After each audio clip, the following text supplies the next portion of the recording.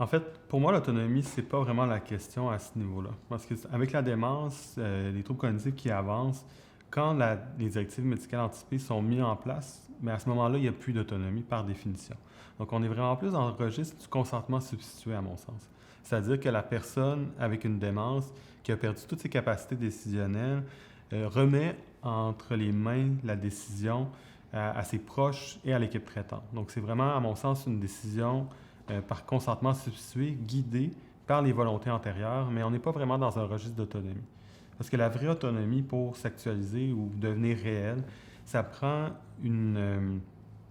vraiment une lecture du contexte, de ce qui se passe, qui est impliqué dans la décision, où on est, le moment. Donc, il y a vraiment quelque chose de contextuel à la décision autonome qui, lorsqu'on arrive avec une démence avancée, on n'a plus cette possibilité-là, vraiment de comprendre le contexte, les différents acteurs, qu'est-ce qui a une implication sur les gens autour, sur nous, sur les soins.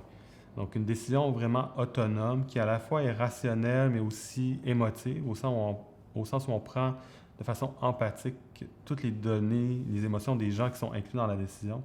Et quand on est en démence avancée, on n'a plus cette possibilité-là. Donc, les directives médicales anticipées, surtout qui obligent à faire un soin ou obligent à faire un acte, là, parce que pour moi, l'aide médicale amoureuse, c'est pas nécessairement un soin, c'est vraiment plus un acte médical. À ce moment-là, est-ce que c'est possible? Ben non. Puis les gens vont dire, ben là, c'est moi qui prends la décision de façon autonome, à l'avance. Ben d'abord, est-ce que l'autonomie a été bien renseignée? Comment cette décision-là a été prise? Ensuite, est-ce que cette autonomie-là, c'est vraiment toutes les composants de la décision? Est-ce que la personne connaît vraiment ce qui va arriver dans 5, 10, 15 ans?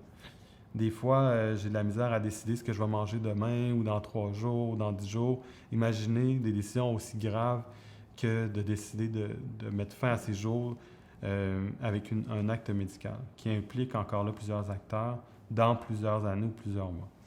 Je pense que c'est important de mentionner que l'autonomie, à ce moment-là, n'est plus vraiment le principe sur lequel on se base en démence avancée.